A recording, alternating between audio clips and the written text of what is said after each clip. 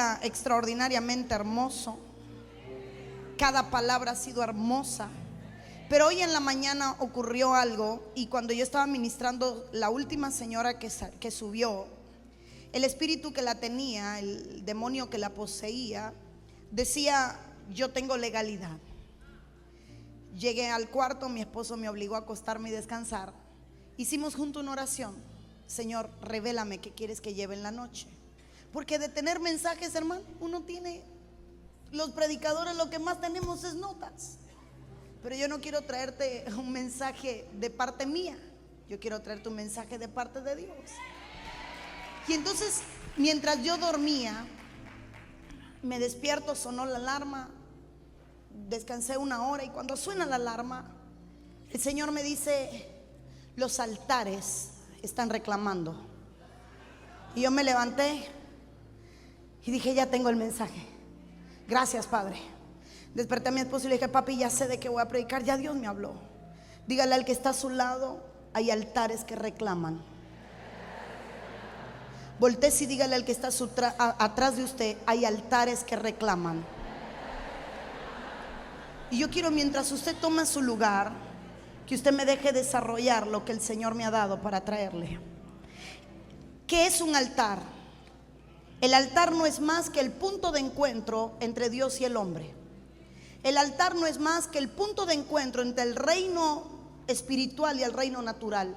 Siempre que se unía el mundo espiritual y el mundo terrenal, todo hombre de Dios que tenía una experiencia sobrenatural con Dios edificaba un altar. Porque el altar era el punto de encuentro. Diga conmigo: punto de encuentro. Y hoy lo dije y lo voy a repetir: el diablo no puede crear, pero es experto en robarse diseños de Dios y trastocar los diseños de Dios. Entonces el diablo aprendió a enseñar a gente a hacer altares. Siempre que va a haber algo extraordinario, tiene que haber un altar. Cuando Adán salió y lo perdió todo, la manera de redimirse: altar. Cuando Caín y Abel quisieron presentarse delante de Dios, lo hicieron con un altar. Cuando Noé sale del arca, lo primero que construye es un altar. Y cada vez que yo veo en la Biblia, veo que el hombre experto en altares, hay dos: uno era Abraham y el otro era Elías. Nadie construyó tanto altares como lo construyeron ellos, porque era gente que estaba tan cerca de Dios que quería construir un altar. Porque el altar es el punto de encuentro entre Dios y su creación, pero es el punto de encuentro entre el mundo natural y el mundo espiritual. Es por esa razón que también podemos ver, hermano, que siempre que el hombre fue a hacer algo, terminó construyendo un altar. David, cada vez que había una crisis, tenía que construir un altar. Quería salir de algo, tenía que construir un altar. Pero una de las cosas que a mí más me sorprende es que cuando Dios le dice a Moisés: este es el diseño del cielo, este es el templo, este es el tabernáculo, esto es lo que quiero que hagas. En el diseño del templo, ahí estaba incluido un altar. Significa que nadie llegaba al lugar santísimo si no pasaba primero por el altar. Porque el altar era un lugar de sacrificio. Diga conmigo: sacrificio. Era un lugar de ofrenda. Diga conmigo: ofrenda. Y era un lugar de libación. Diga conmigo: libación. Entonces, cuando yo hablo de un altar, yo hablo de ofrenda, sacrificio y libación, que provoca que el mundo espiritual se active, se despierte y que venga, acuda al hombre. Entonces, cuando hay un altar, lo que se está haciendo es provocando el mundo espiritual. Cuando hay un altar, se provoca el mundo espiritual, se llama el mundo espiritual, se despierta el mundo espiritual. Porque el altar no es más que una puerta dimensional que le da acceso al mundo del espíritu para hacerlo acceder al mundo, hermano, natural. Ahora, dejando claro que es un altar, cuando el Señor me hablaba de altares que reclaman, yo quiero hablar de algo mucho más profundo. Y quizás hoy lo único que va a pasar va a ser que va a haber una liberación extrema. Dígale al que está a su lado: tienes que prepararte. Porque hoy en la mañana Dios me lo puso en mi espíritu, yo lo solté, pero lo dejé ahí a pesar de que hubieron ministraciones fuertes. Quiero que lea conmigo Jueces 17:1 para poderle poner cimiento al mensaje. Jueces 17:1. Dice la Biblia, hubo un hombre del monte de Efraín que se llamaba Micaía. Diga conmigo: Micaía. Micaía significa aquel que es semejante a Dios. Ahora dice la Biblia en el verso 2, el cual dijo a su madre: los 100,000 siclos de plata que te fueron hurtados, acerca de los cuales maldijiste y de los cuales me hablaste, he aquí el dinero está en mi poder, yo lo tomé. Entonces la madre dijo: bendito seas de Jehová, hijo mío. Quiero que lea con atención. Micaía significa aquel que es semejante a Dios, y la madre acababa de maldecir porque se le perdió un dinero. La madre acaba de maldecir porque se le pierde un dinero, y dice que se le habían perdido 1,100 ciclos de plata. Tenían dinero esta gente. De pronto Micaía se convierte en un ladrón confeso. Él lo había robado y él le dice a la madre: no busques más, yo tengo el dinero, yo tengo lo que tú buscas. La mujer que acaba de maldecir, si me pueden poner por un instante el verso en pantalla, la mujer que acaba de maldecir al que le robó, luego empieza a decir: bendito seas de Jehová, hijo mío. Esta era una mujer que tan pronto maldecía como tan pronto bendecía. Hasta aquí todo está bien. El nombre de Micaía está bien, significa bendito de Jehová. Él es un hombre que confiesa su pecado. La madre, hermano, recupera lo que había perdido. Pero quiero que lea del verso 3 en adelante. Dice la Biblia: y él devolvió los 1,100 ciclos de plata a su madre. Y su madre dijo, en verdad te he dedicado el dinero a Jehová por mi hijo, por mi hijo. Quiero que lea: para hacer una imagen de talla y una de fundición.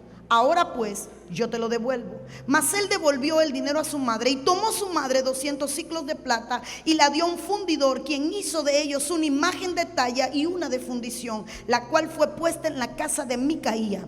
Y este hombre Micaía tuvo casa de dioses, e hizo efod y terafines, y consagró a uno de sus hijos para que fuera su sacerdote.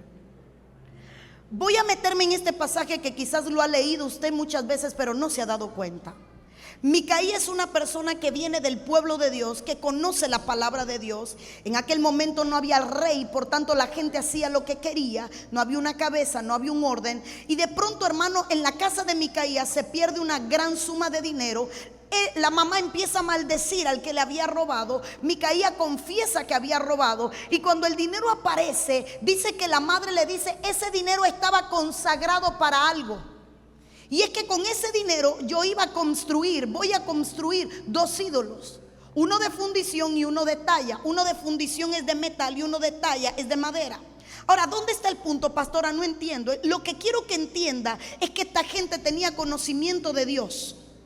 Es que esta gente sabía quién era Dios. Su nombre significaba imagen, consagrado a Dios. Pero Micaía representa a una generación que nació en cuna cristiana y se torció. Micaía representa madres cristianas que tuvieron un tiempo de sueño y se fueron a ser dioses, a buscar estampillas y a hacer pacto con sus hijos. Si me buscan la silla, hijito, y la soga, te lo voy a agradecer. Diga conmigo: altares que reclaman.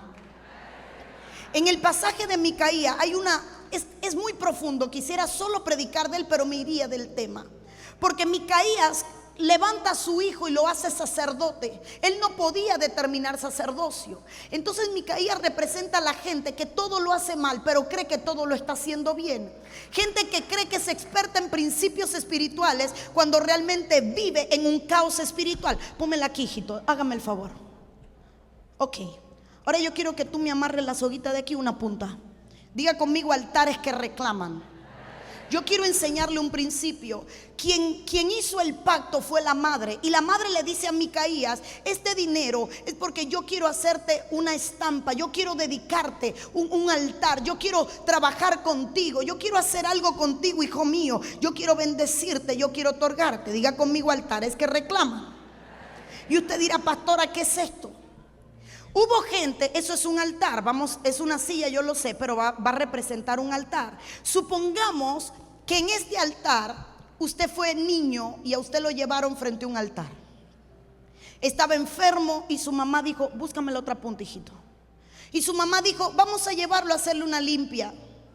Vamos a llevarlo para que el curandero le haga algo. Este muchacho no engorda, este muchacho siempre está mal, este muchacho está enfermo. Vamos a llevarlo al brujo de la ciudad para que lo atiendan. Esto fue lo que estaba haciendo la mamá de Micaías. No, ya te quedas aquí, dame tu mano. Y entonces cuando la madre lleva al niño al altar, en ese trabajo que se hace, recuerda que es un altar, un punto de encuentro entre el mundo espiritual y el mundo natural.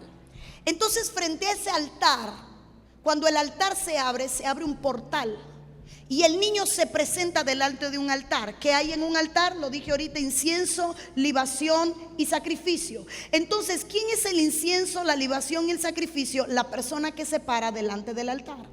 Entonces, cuando la persona llega delante del altar, en el mundo espiritual se está atando. Y terminó el trabajo de hechicería. Quizás le dieron un breviaje, quizás le dieron una tirita roja, quizás le dijeron métete un diente de ajo en el bolsillo, quizás le dijeron coge 3 granos de maíz hasta que se seque, quizás le pasaron 3 gajitos que después de tanto sopetearlo cayeron mal, quizás le pasaron un huevo el cual se secó, quizás le pasaron una gallina la cual se murió, una paloma la cual se degolló. Pero mucha gente olvidó que ese día él no solo visitó un altar, sino que fue atado a un altar. Y que en ese ritual para recibir sanidad, limpieza, prosperidad o salud, lo que estaban haciendo era atándole.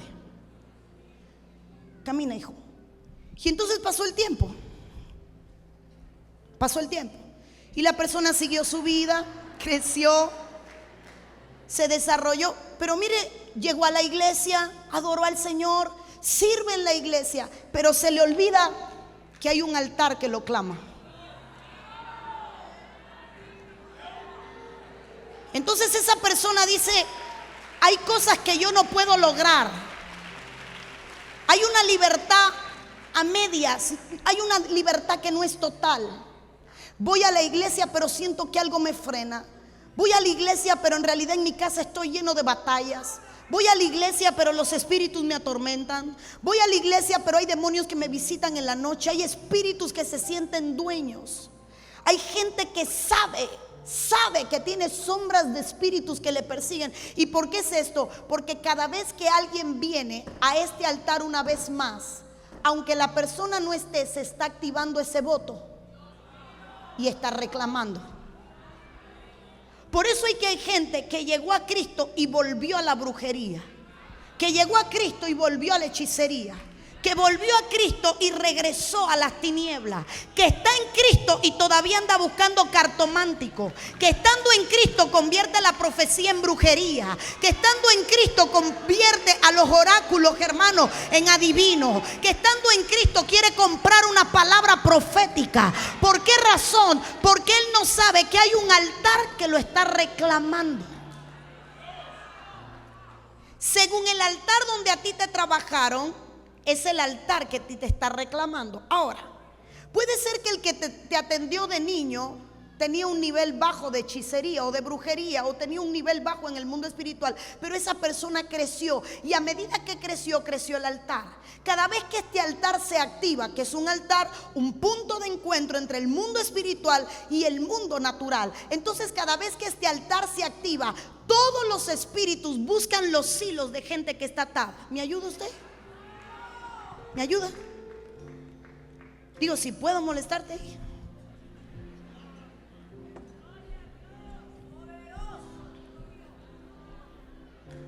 Se me olvidó, los músicos viven amarrados, hermano, de cables, de referencias, de...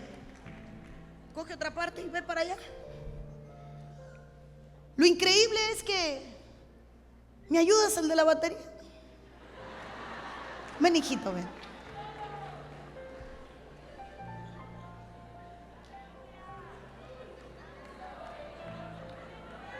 Ve, coge otra parte. Hala para allá. Dame esta. ¿Sabe cuánta gente está siendo reclamada por altares? Músicos, adoradores, servidores, que fueron atados a altares y que las tinieblas dicen: yo tengo legalidad. Porque su máxima autoridad, que era su mamá o su papá, me lo ofrendó. Entonces el diablo dice: a mí no me importa dónde vaya, siempre hay algo mío en él. Abraham estaba atado al altar. Y cuando creyó que estaba siendo diferente, Dios le dijo: ponme a tu hijo en el altar. ¿Por qué? Porque Abraham venía de Ur de los Caldeos y Dios dijo: si este no me entrega el hijo a mí, a otro se lo va a entregar, porque él creció en un hogar torcido. Ponme a tu hijo sobre el altar. Pero le dijo: amárrame a Isaac en el altar. Y lo subieron amarrado al altar. ¿Sabe qué estaba diciéndole a Dios? Si tu hijo no está en mi altar, va a terminar en otro altar. Si tu hijo no se amarra a mi altar, va a terminar en otro altar.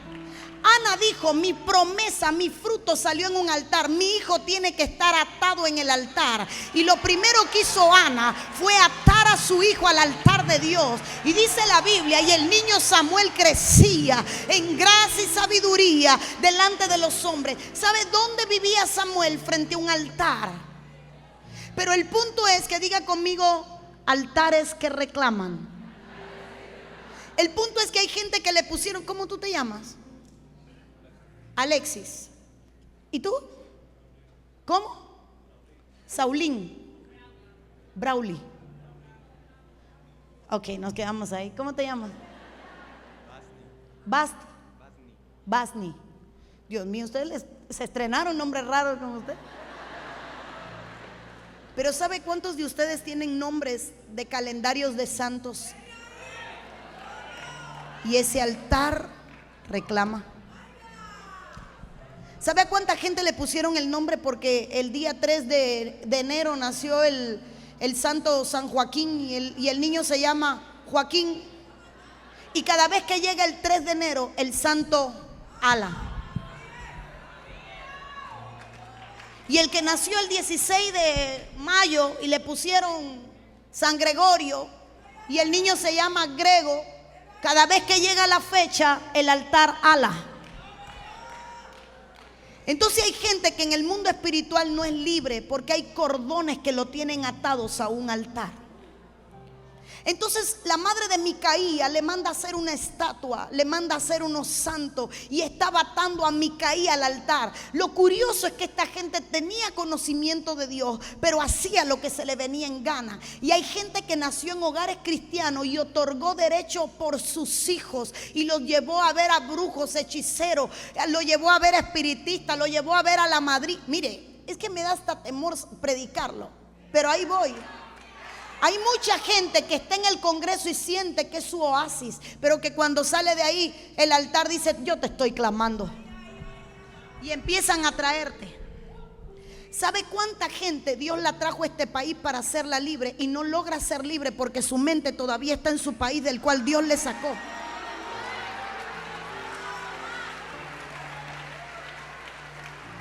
¿Sabe cuánta gente tiene que ir a su país y volver a poner el pie en el lugar donde salió? Porque hay un altar, hay un pacto que lo está llamando y lo está reclamando. ¿Sabe cuánta gente termina comiendo en la misma mesa de aquellos que le daban comida dedicada a santo y no lo sabía? ¿Cuántos vienen de hogares pobres?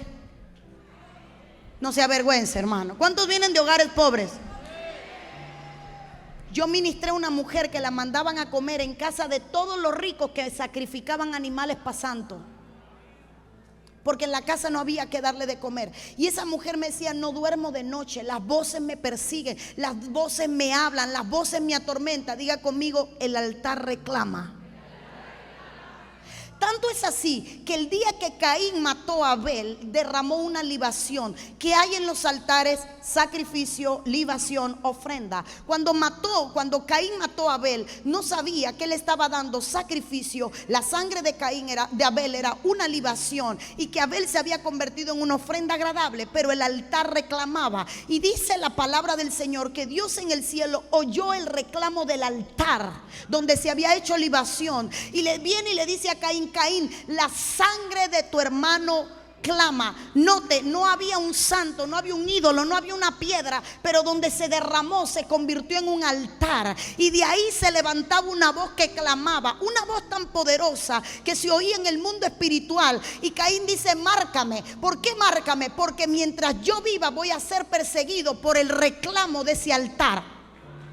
Entonces Dios tiene que marcar a Caín y le dice: vete, pero te van a perseguir, te van a perseguir. Lo persiguieron tanto que uno de los descendientes de Caín también es marcado porque era perseguido. O sea, lo que había en ese altar no solo perseguía a Caín, sino que perseguía a su descendencia. Y la marca era para que no lo mataran, pero sin embargo seguía siendo perseguido. Hay muchos cristianos que se creen que están bien porque no han sido matados por lo que le persigue, pero se olvidan que siguen siendo perseguidos, porque en el altar en el que le ataron lo se sigue reclamando, lo sigue reclamando. A veces nos preguntan: ya, hijitos, záfense, suéltense, porque los tengo aquí castigados a todos.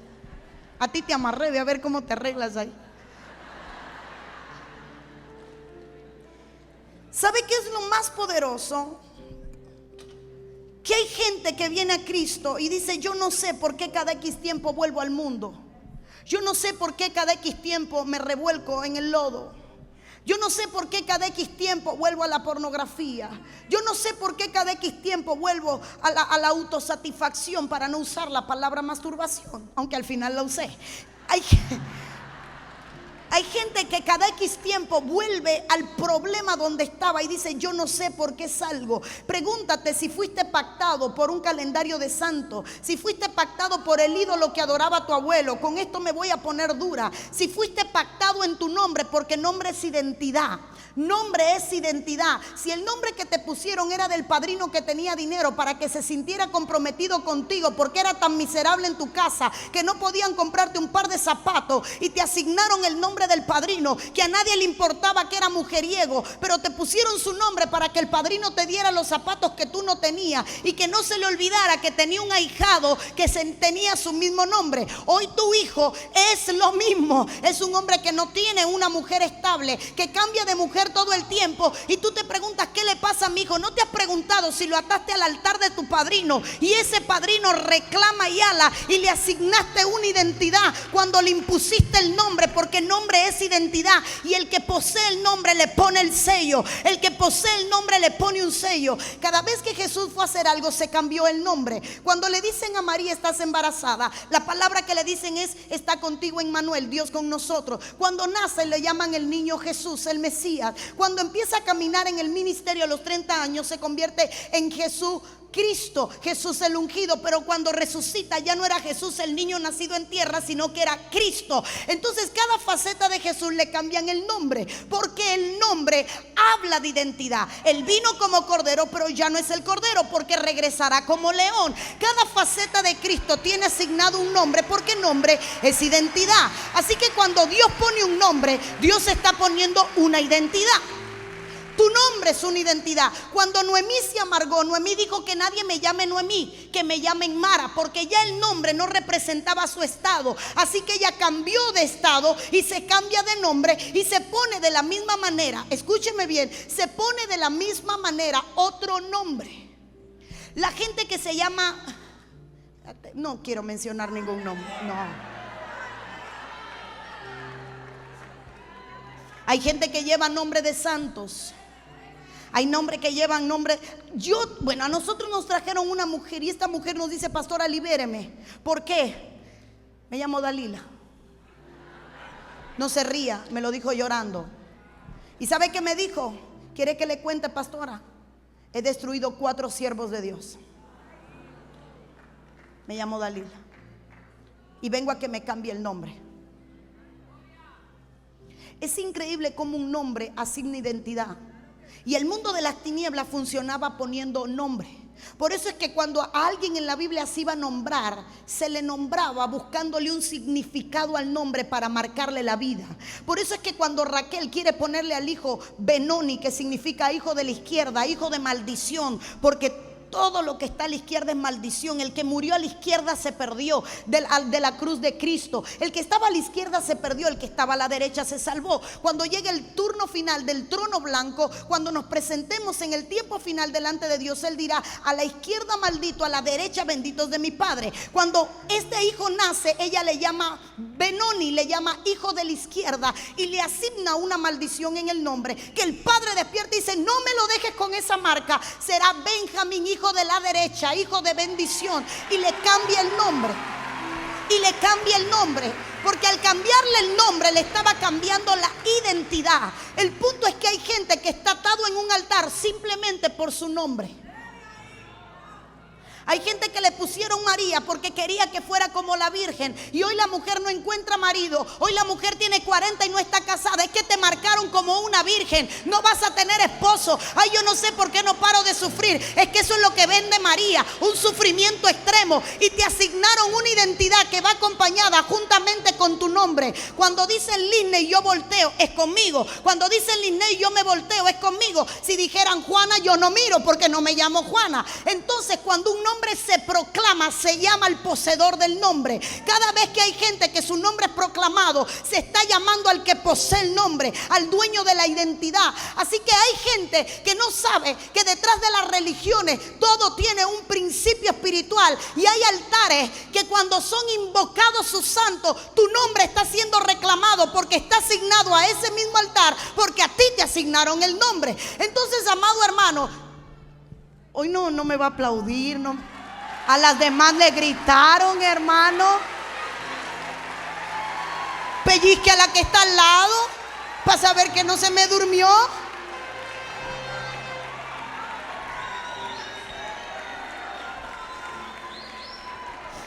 Vamos a ponerle al niño, ya sé que no está dormido, ya sé. Vamos a ponerle al niño el nombre del actor de novela. Que mi hijo se llame, no sé, dígame el nombre de un actor, mejor ni decirlo. El Gavilán. Hoy el niño tiene 40 años y no tiene esposa, es un llanero solitario. Termina con todas las siervas y criadas de la casa.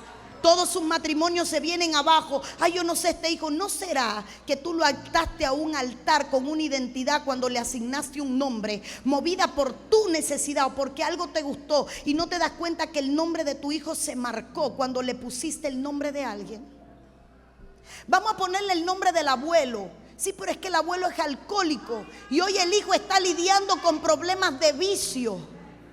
Vamos a ponerle el nombre del tío. Sí, pero es que el tío era un iracundo. El tío tenía problemas de carácter. Sí, pero tenía dinero y le daba ropa y zapatos. Pero hoy te preguntas por qué tu hijo te grita, por qué empuja la puerta, por qué no, porque ese nombre está asignado a un altar y ese altar clama. Entonces hay altares por calendarios, hay altares por ídolos, hay altares por santos, hay altares por actores de novela, por personajes. Hay nombres que son asignados a altares debido, hermano, a gente que quería comprometer a otra y no se dio cuenta que usó a su hijo para ligarse a otra persona.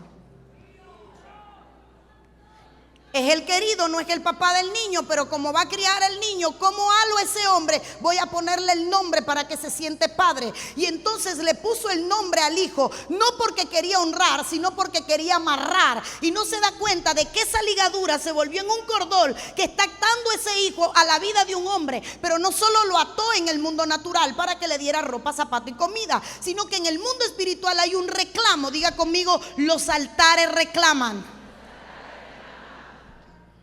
Cada persona que fue llevada por su ignorancia frente a un altar, esta persona estaba siendo trabajada, estaba siendo atada, estaba siendo dedicada. Levítico 22, y a pesar de que llevo media hora, ahora es que voy a empezar a ponerme a darle fundamento. Estaba dando introducción. Levítico 28:2.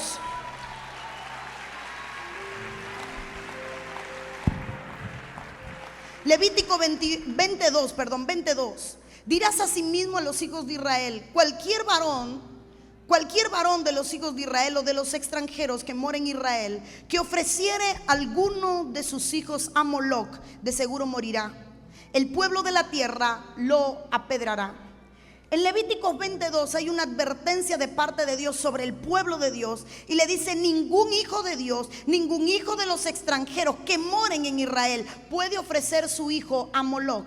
Moloc era un dios que tenía una bandeja en su barriga y era un horno, era totalmente vacío. En ese horno se ponía, hermano, prendido en fuego, y cuando la bandeja se abría, venía un sacerdote y tiraba a los niños al vientre de Moloc, y los cuales se quemaban vivos. El culto a Moloc consistía en poner músicos al frente que hicieran tanta algarabía, tanto escándalo, que nadie pudiera oír los gritos de los niños que eran quemados. Ahora viene Dios y dice: hay gente en mi pueblo que está entregando sus hijos a Moloc. Y nosotros diremos: eso no es con nosotros. Pero Moloc es el Dios que tiene un fuego extraño en su vientre, y que nuestros hijos van a parar en ese fuego extraño, y que nuestros hijos van a pactar en esos altares de fuego extraño, y que nuestros hijos se vinculan en fuegos extraños, porque decimos: son jóvenes, algo tienen que hacer. Tienes que cuidar si tus hijos están siendo pactados en un altar de Moloc, donde hay un fuego extraño que terminará devorando sus vidas, que terminará consumiendo sus vidas. Entonces hay hijos que se consagraron. Me da temor seguir, pero tengo que darle, porque tengo que ser fiel a la dirección del Espíritu. Un altar lleva 3 cosas: sacrificio, ofrenda y libación, ¿cierto? Diga conmigo: libación. La etimología de la palabra libación consiste en todo derramamiento de líquidos. Todo derramamiento de líquidos. Yo no sé de qué país usted viene. Yo soy cubana. ¿Hay aquí algún cubano? Dios bendiga a mis cubanos. Pero en mi país tú veías una persona abrir una botella de ron y decía: el trago de los santos. Y no sabía que cada vez, quizás en su país lo hacía. Levante su mano. El trago de los muertos. Cada vez que lo hacían, estaban haciendo una libación, y en cada lugar donde se derramaba una libación se construía un altar. El punto es que los cristianos no somos buenos para hacer altares, pero las tinieblas sí. El lugar donde usted llora es un altar, porque su lágrima es una libación, derramamiento de líquido. Su lecho es un altar. Entonces, si un lecho tiene mancilla, se vuelve el altar de las tinieblas. ¿Lo perdí? ¿O lo adorné tanto que no me entendió? Cuando usted tiene relaciones sexuales, hay libaciones, hay líquidos que salen. Si su lecho tiene mancilla, tiene inmoralidad, esas libaciones van a construir su cama en un altar que va a llamar espíritus incubos, sucubo, lujuria, inmoralidad. Entonces va a venir tu hijo y se va a acostar en tu cama y va a quedar atado al altar. Y lo que había en ese altar va a ser la atmósfera que va a seguir a tu hijo. Y tu hijo tiene 6 años pero quiere tener novia. Tiene 9 pero se está tocando. Tiene 12 pero ve pornografía escondido en el baño, porque la mami le permite entrar al teléfono al baño y meterse 2 horas bañándose. Y entonces la madre dice: ay, yo no sé dónde mi hijo aprendió tal cosa. Ay, Dios mío, nosotros que somos siervos de Dios, ¿qué dirá la gente? Revisa tu altar, porque puede ser que tu altar ataste a tu hijo en un altar que hoy lo está reclamando, un altar que está diciendo: fulano tiene que ser un inmoral, me pertenece; ciclano tiene que ser un homosexual, me pertenece; perencejo tiene que ser, me pertenece. Diga conmigo: los altares reclaman. Cuando yo entiendo que la sangre que se había derramado de Abel clamaba y clamaba tan fuerte que llegaba al cielo, yo entiendo que si los espíritus inmundos viven en regiones celestes, porque lo dice Efesios capítulo 6, no tenemos lucha contra carne y sangre, sino contra todo espíritu, potestad, regiones, principados. Usted sabe que vive en las regiones celestes. Si la sangre que se había derramado de Abel llegaba hasta el final del cielo, ¿cómo una sangre o una libación derramada no va a llegar a las potestades y principados que viven en las regiones celestes, las cuales van a clamar por eso que está derramándose? Diga conmigo: sangre. Entonces, donde quiera que una persona fue abusada, hubo una libación de sangre. Donde quiera que una virgen fue violada, hubo una libación de sangre. Y sangre demanda sangre. Es por esa razón que todo Siquén terminó siendo asesinado, porque había derramado la sangre de una virgen. Y la sangre clama por sangre. La sangre clama por sangre. Es por esa razón que el mismo Siquén, que había abusado a aquella hermosa princesa del Señor y había derramado su sangre, esa sangre, a pesar de que su familia ella trató de arreglarlo todo, en lo espiritual la sangre clama, porque la sangre es vida y la sangre es más espiritual de lo que imaginamos. Entonces cuando esa sangre clamaba, ocurrió algo increíble, y es que todos los hombres de Siquén terminan muertos después de ellos haber derramado su sangre, porque tuvieron que circuncidarse. Entonces ellos tuvieron que hacer una libación voluntaria para tratar de cubrir la sangre inocente que se había derramado. Y como esa sangre voluntaria no cubría la sangre de una virgen, entonces tuvo que venir un total derramamiento de sangre.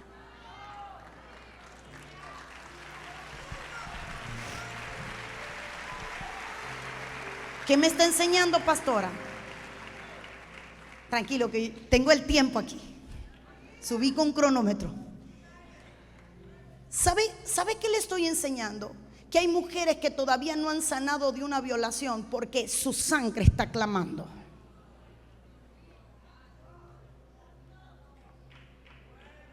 Su sangre está clamando.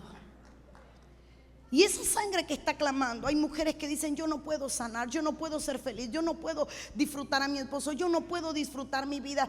Hay gestos, hay toques, hay que yo siento que algo está pasando. Y lo que ella no sabe es que sobre su agresor hay una persecución que ella no desató, que la desató su sangre derramada. Donde quiera que hay libación, hay un altar. Porque en los altares hay sacrificio, ofrenda y libación. Diga conmigo: los altares reclaman. Si nosotros entendiéramos este principio, entendiéramos qué está pasando. La palabra esperma es la palabra semilla. Así que cada vez que un hombre derrama su esperma en el vientre de una mujer, convierte a esa mujer en un altar. Quizás lo perdí. ¿Por qué usted cree que la Biblia dice que la mujer santifica a su esposo? Porque somos un altar. ¿Qué se hacía en un altar? Santificar. Se quitaba el pecado, venía limpieza. Entonces hay muchas mujeres que fueron enamoradas por brujos siendo jóvenes, por gente que practicaba el ocultismo y no lo sabían, por gente que practicaba la hechicería y no lo sabía. Y ella decía: pero ¿y por qué me enamoró si no tiene nada que ver conmigo, con mi religión o con mi creencia? ¿Y qué fue lo que pasó? Porque el enemigo quería depositar una semilla en ti que clamara. Hoy en la mañana teníamos una mujer aquí pariendo frente al altar. Los servidores que estaban ministrando saben lo que estaba pasando. Y sé que muchas llegaron a su casa a votar. Estando en la iglesia de la pastora Elsa, creo que el último día que me tocó ministrar, se nos llenó el altar alante de mujeres que estaban botando líquidos de su interior, que estaban pariendo sangres y demás, botando de su interior. Porque la esperma es vida, es una semilla que tiene vida. Una vida que, hermano, que, bueno, no me voy a meter ahora a estudiar o explicarles sobre la semilla. Pero el punto es que hay hombres que están reclamando a sus mujeres. Hay altares que se hicieron conscientes e inconscientemente. Yo quiero contarle algo. ¿Por qué, si Mical era tan mala, David siempre tenía que regresar a los brazos de Mical? Porque Mical tenía ídolos en su cuarto. Y cuando David se iba, Mical metía los ídolos en su cama. El ídolo moderno es un ídolo que no se mueve porque es el tamaño de una persona. Y dice doméstico, perdón. Dice la Biblia que Mical tenía ídolos domésticos. Estos ídolos lo metía en la cama en el lugar de su esposo. ¿Para qué? No sé. Mejor no quiero ni pensar ni imaginar. ¿Por qué lo metía en la cama si ese no era el lugar para un ídolo? El punto es que David siempre tenía que llegar a ella, aunque era estéril, aunque lo menospreciaba, aunque lo criticaba, aunque lo murmuraba. David tenía que ir a morir en los brazos de Mical. Se sobraban las mujeres buenas que David pudiera tener en el reino. Mical era una piedra en su zapato, pero ahí tenía que morir David. Entonces hay gente que se pregunta: ¿por qué yo no soy libre de relaciones que yo sé que son destructivas y que no vienen de parte de Dios? Porque sigo en fornicación, porque sigo en adulterio, porque sigo en la lascivia, porque sigo en el pecado, porque sigo contestándole a ese hombre por teléfono, porque sigo mandando fotos, porque sigo contestando videollamadas, porque todavía, hermano, me piden cosas que yo la hago cuando me escriben por texto. ¿No será que hay un altar de inmoralidad que te está reclamando? ¿No será que hay un altar de inmoralidad que te está pidiendo? Diga conmigo: los altares reclaman. Los altares reclaman. Cuando yo entiendo este principio, yo tengo que entender que hay gente que puede estar siendo reclamado por el mundo de las tinieblas, gente que puede estar siendo pedido por el mundo de las tinieblas, gente que puede estar siendo reclamado por el mundo de las tinieblas, incluso por nombre. Jeremías 7:18 dice: los hijos recogen la leña, los padres encienden el fuego y las mujeres amasan la masa para hacer tortas a la reina del cielo y para hacer ofrendas a dioses ajenos, para provocarme a ira. Cuando tus padres te instruían en su religión, lo que ellos no sabían era que te estaban atando un altar. En Jeremías 7:18 aparece una generación que recogía leña para la reina del cielo. Esta generación es la que Pablo se topa, que estaba siendo guiados por pitonisas al final de los tiempos. ¿Por qué razón? Porque la reina del cielo les había tornado su cabeza, porque los estaba reclamando. Todo lugar donde tus hijos vayan a servir es un lugar donde van a quedar atados. Es por esa razón que Dios le dijo al patriarca Abraham: dame a tu hijo a tiempo, súbemelo al altar, ya ha crecido demasiado. ¿Por qué tu hijo no está en mi casa? Yo quiero preguntarte, ¿tú traes a todos los cultos a tus hijos a la iglesia o te es un estorbo cargar con ellos? ¿A ti te molesta el grito de tu hijo? ¿A ti te molesta cargar a tu hijo? ¿A ti te molesta chinguear, mecer, como usted le llame a su hijo? Hay gente que para ellos es una molestia el hijo, incluso para el ministerio. Sal de lo de mí porque eres feo, vas a estropear la foto. Yo ando con un vestido elegante y a ti no te pude pasar el peine. Cuidado con qué altar estás atando a tu hijo, porque puede ser el día de mañana reclamado. Hay padres que mientras están, hermano, como hoy en la mañana dormido, sus hijos están siendo atados a altares, hermano, de promiscuidad, altares. He ministrado cientos de gente. Ministré un hombre que con 8 años lo llevaron a un burdel y fue violado por 10 mujeres. 8 años estaba en nuestra congregación y él me decía: si yo no tengo relaciones sexuales 3 y 4 veces al día, no ando bien. Tenía a la mujer seca, la consumió. Nosotros le decíamos: esto no es normal, tenemos que ministrarte. Hasta que él confesó que había un reclamo del altar. En aquel burdel él había derramado su primera semilla, él había derramado su vida, había perdido allí su virginidad, y aquel altar en aquel, hermano, lugar lo reclamaba, lo clamaba. Tengo una hermana que el negocio de sus padres era poner películas para adultos en un cine, y ahí ella creció, ahí ella se dedicó, donde los baños se llenaban de libaciones, donde los asientos del cine se llenaban de libaciones, donde las butacas del cine se llenaban de libaciones, y ella era una niña y allí se sentaba encima de esas libaciones. Y luego viene y me dice: mi vida sexual ha sido un total caos, ha sido un desastre, no tiene sentido mi vida, yo no sé por qué yo vivo. Porque hay un altar que te reclama. Lo increíble es que esa hermana, ministrando en la iglesia de la pastora Elsa, no pudo llegar al culto y llenó su carro de sangre, de un líquido amarillo tan feo que tuvo que mandar a limpiarlo, y no se le quitaba el olor del carro porque fue liberada ese día. Hay algo increíble en los líquidos. Mire, espere que ando vigilando. No, que quiero ministrar. Mire, vaya y estúdielo. Yo solo le dejo el hambre por la palabra. A usted le toca espigar como le tocaba a Ruth, ¿verdad? Ir al campo, a la Biblia, espigar. Ahora, hay altares que te reclaman.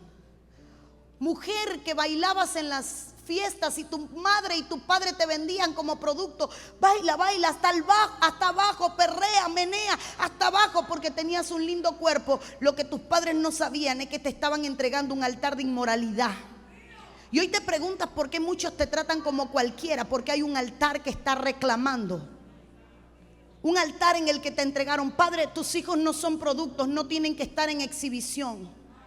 Tu hijo no tiene un valor por su cuerpo, por su apariencia. Enséñale a tu hijo que el mayor valor es el que no se ve, es el que está en el alma, el que está en el espíritu. Es el regalo de Dios, la dádiva del Padre. No enseñes a tu hija a ser sexual para encajar. No le vendas el aquello: ponte linda porque vas para el Facebook. No le enseñes la hipocresía y la vanidad a tu familia. Ata a tu hijo en el altar para que este altar lo reclame. Ana sabía que el altar reclamaba a Samuel y tuvo que destetarlo y llevarlo al templo y decirle: yo tengo que soltarte, hijo mío. Ese altar te clama. En ese altar recibí la palabra, en ese altar recibí fertilidad, en ese altar te entregaron a ti. Por eso yo te voy a clamar, por eso yo te voy a entregar.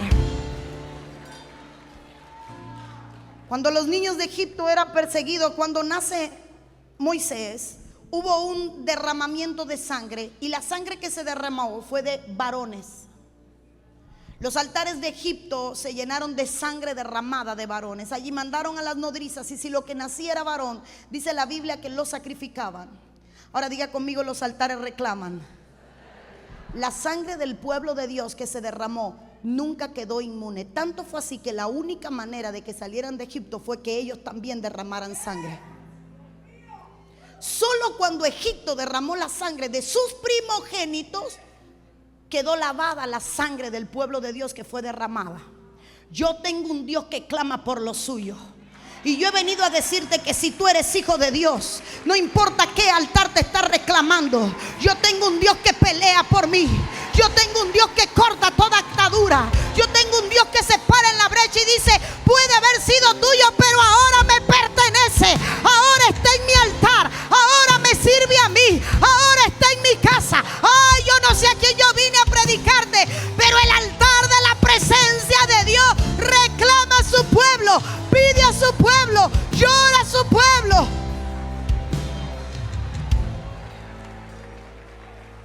Lo termino y lo dejo así.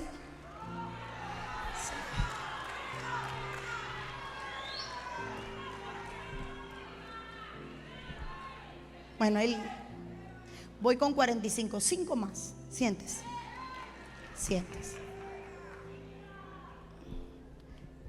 Diga conmigo: los altares reclaman. Todo lo que de niño te dieron te va a reclamar. Esto es tan poderoso, que David no sabía que con más de 30 años estaba siendo reclamado por la libación de sus ancestros cuando se engendraron los moabitas. Recordemos que el origen de David era de moabita. Y él venía de Ruth, la moabita. ¿Y los moabitas de dónde venían? De una relación de incesto entre Lot y sus hijas. Y uno de esos hijos fue Moab. Y Dios se enojó tanto que Dios dijo sencillamente: ninguno habitará en mi casa desde la primera hasta la 14 generación. Pero diga conmigo: el altar reclama. Y ya lo enseñamos hoy en la mañana. Cuando David se durmió, el reclamo del altar lo alcanzó. Hay gente en Cristo que ama a Dios. Y yo le estoy predicando a muchos hoy porque sé lo que el Espíritu me ministraba mientras yo oraba. Que se beben las lágrimas después de pecar y no saben por qué pecan. Hay gente que no disfruta el pecado, que gime después de pecar. A veces señalamos a gente sin entender cuánto batalla para salir de un charco del cual no puede salir porque hay un altar donde lo tiene atado. Hay hijos que quieren salir de la inmoralidad. Hay una generación joven que paga un precio grande para no volver al chiquero de donde Dios lo sacó, cuando hay un altar que lo clama. Hay gente que despertada de noche con deseos, pasiones, la ley de los miembros. Existen 3 leyes importantes que puede doblegar a un ser humano, y una de ellas está escrita en la Biblia como la ley de los miembros. Y la ley de los miembros dice que tu cuerpo responde a cientos sensores, porque tu cuerpo es un ser sensorial y existe un receptor que empieza a recibir la señal del altar, que es un emisor que está emitiendo una señal diciendo: tú me perteneces, aquí se libó a favor tuyo, aquí se confesó a favor tuyo, aquí se entregó a favor tuyo. Y esa persona recibe una llamada del altar que lo alimenta. Hay gente aquí que dejó altares en sus países, que no atendió, conoció a Cristo aquí, pero nunca ese altar se derrumbó. Hay gente que llegó a este país, conoció el evangelio, pero dejó allá en la casa de no sé quién los santos y le dijo a alguien: atiéndemelo. Ese altar todavía lleva tu libación marcada y lleva tu nombre. Hay gente que está aquí y aceptó a Cristo, pero se le ha olvidado que cuando era joven iba a ver a las cartománticas, porque en medio de su frustración tan grande quería buscar la solución. Yo quiero decirle algo. En el libro de Samuel, Saúl se da el lujo de ir a ver a una pitonisa, porque que quería escuchar a Samuel que le hablara, al profeta que le hablara. Saúl va y habla con la pitonisa. Cuando al mismo Saúl Dios le da la orden de que las cortara todas, cuando Dios le da la orden a Saúl de que cortara todas las pitonisas, es porque Dios sabía que Saúl era vulnerable a caer en esa hechicería, y Dios le dice: sácamelo a todo y no me dejes a ninguno. Pero de pronto el hombre se disfraza y va a consultar a una pitonisa. La pitonisa pitonisa no lo reconoce, pero se le habla el portal. Porque hay gente que el altar lo reclama. Yo no sé cuál era el origen, yo no sé qué es lo que venía, pero en Saúl hay un misterio, porque él era muy sensible al mundo espiritual. Tanto es así que sin ser profeta se metió entre los profetas y terminó profetizando.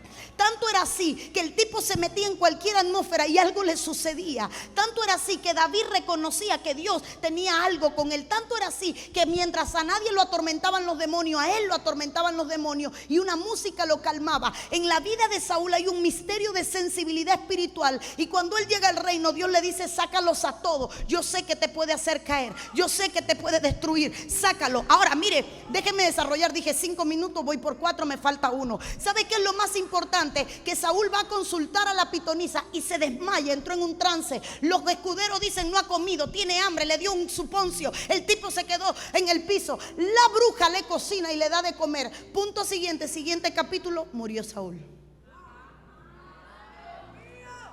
Siguiente capítulo, murió Saúl, porque el altar al que fue a consultar le reclamó la vida. Y Saúl murió en el siguiente capítulo de ir a ver a la pitonisa. No conviertas a los hombres de Dios en oráculos. No conviertas tu falta de intimidad con una dependencia profética. No conviertas a los siervos de Dios en hechiceros. No conviertas al sensible en el mundo espiritual en un medium, porque cuando un portal se abre, cualquiera puede responder. La pitonisa abrió, no sabía quién iba a aparecer. Es más, ella no conocía al que apareció. Ella dijo: aquí viene un hombre, se levanta así. Ella describía lo que veía, pero quien sabía lo que veía era Saúl. Entonces hay gente que es tan sensible al mundo espiritual, tan sensible, es un hilo muy delgado, que muchas veces se tuerce. Muchas veces se tuerce. Qué lindo es decir: no sé. Qué lindo es decir: no tengo nada que decirte.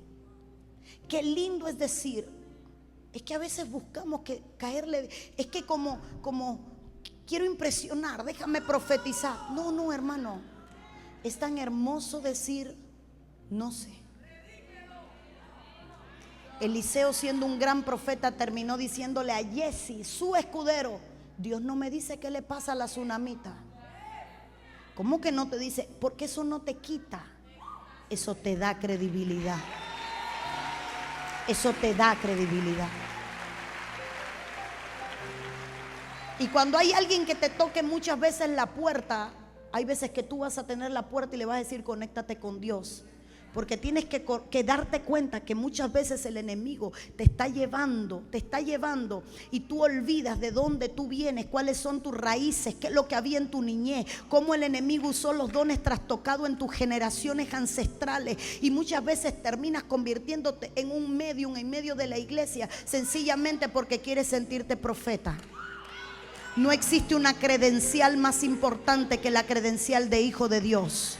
No existe un título más impactante que el de hijo de Dios. No existe un nombre más importante que uno redimido por la sangre de Cristo. Tú no necesitas que la gente te asigne un título. Tú necesitas que la gente te reconozca como un siervo de Dios. Tú necesitas que la gente reconozca que Dios está contigo. Entre más grande es el título, más grande es la demanda, más grande el desafío y más grandes serán las cuentas que saldar delante del trono del Padre. Así que yo a veces digo: el traje de pastora me queda grande. ¿Para qué más? ¿Para qué más? ¿Para qué más? Y ya, porque quiero orar, dígale al que está a su lado: los altares reclaman.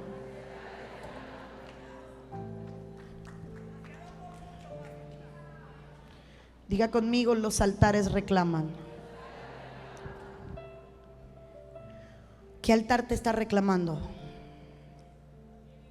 No sé si tengo libertad, pastora. ¿Puedo decir algo y usted? Ok. Yo soy una mujer que reconozco autoridad, hermano. Y si me dicen hasta aquí, es hasta aquí. Ahora, pero le quiero enseñar algo. Una de las cosas por las que yo tuve que romper es porque el altar de mi nación me reclamaba. Porque siendo niña, la nación nos llevaba a hacer ciertos pactos que en mi ignorancia yo no sabía que me estaban pactando. Y hay ritos ancestrales a los que llamamos cultura, pero la cultura es un culto. La cultura es un culto. ¿Y cuántas veces te vistieron con ropas y te metieron en desfiles, en peregrinaciones, en adoraciones y terminabas en un altar? Ya fuera de hombre o ya fuera de dioses. Lo increíble, ya dije, ya cerré los versos que se quedan, usted estudia en casa. Lo increíble es, diga conmigo, que un altar te puede liberar. No lo traigo aquí, pero si alguien con Biblia me ayuda, necesito a alguien flash cerca. Dice la palabra de Dios que cuando Dios quiso tocar a Job, cuando el diablo quiso tocar a Job, lo hizo con permiso de Dios. Pero a veces menospreciamos la inteligencia del diablo. Y lo primero que le tocó el diablo a Job fue su ganado. Porque si le llega a tocar un hijo, Job levantaba un altar y se detenía lo que estaba pasando. Porque la costumbre de Job era levantar todos los días un altar por si acaso mis hijos te han fallado.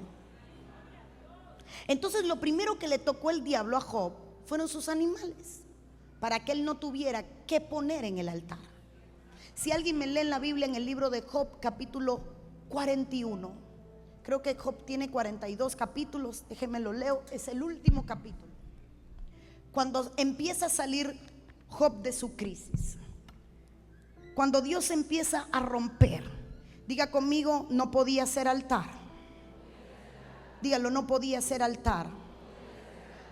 El diablo le impidió a Job hacer un altar. Si usted trajo Biblia, ¿verdad? Si no la trajo, está embarcado. Abre su Biblia. Job capítulo 42, el último capítulo del libro de Job. Ábralo. Job 42, verso 7. La crisis de Job no terminaba, financiera, económica, con sus hijos, con su esposa, con sus amigos. ¿Lo tiene? Job 42, 7. Y aconteció que después que habló Jehová estas palabras a Job, Jehová dijo a Elifaz temanita: mira, se encendió contra ti tus dos compañeros, porque no habéis hablado de mí lo recto, como mi siervo Job. Ahora pues, verso 8, ¿lo tiene? Ahí está en pantalla, qué lindos son. Ahora pues, tomaos 7 becerros y 7 carneros, e id a mi siervo Job, y ofreced holocausto por vosotros, y mi siervo Job orará por vosotros, porque de cierto a él atenderé, pero no trataré afrentuosamente, por cuanto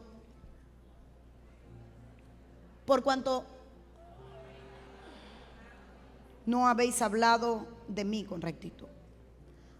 Dios en el capítulo 42 quiere terminar con la crisis de Job y levanta unos amigos que le dicen: llévenle una ofrenda para que este tipo me haga un altar. 42 capítulos en los cuales Job no pudo hacer altar. La calamidad de Job no se terminaba porque él no pudo hacer un altar.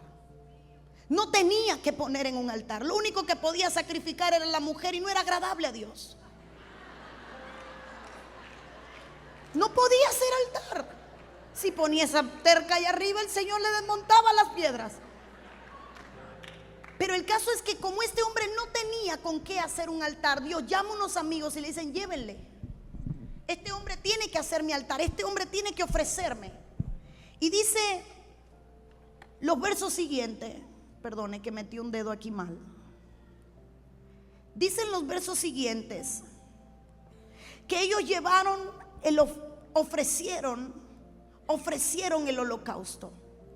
Y lo siguiente que pasó en el verso 12: y bendijo Jehová el postrer estado de Job más que el primero, porque tuvo 14,000 ovejas, 6,000 camellos, 1,000 yuntas de bueyes y 1,000 asnas, y tuvo 7 hijos y 3 hijas. Y ahí me quedo. En 4 versículos le cambió la vida a Job después de haber hecho un altar. Cuando tú tienes una vida sin altar, tú tienes una vida donde el enemigo te va a destruir. ¿Qué es el altar? Un punto de encuentro entre Dios y los hombres. Cuando tú tienes una vida sin intimidad, tú vas a ser masacrado por las tinieblas. Lo único que sacó a Job de la calamidad fue un altar. ¿Sabes qué yo he venido a decirle? Que este altar que está aquí hoy te va a librar de todos los altares que te reclaman.